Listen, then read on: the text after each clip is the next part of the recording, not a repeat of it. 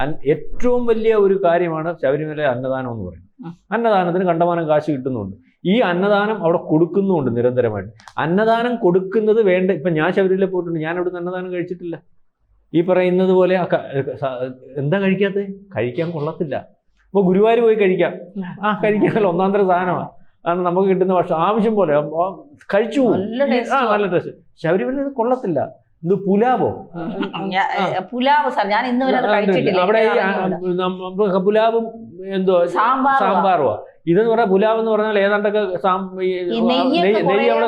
നെയ്യ് അവിടെ തോണിക്കണക്കിന് കിടപ്പുണ്ട്. അത് എടുക്കാം.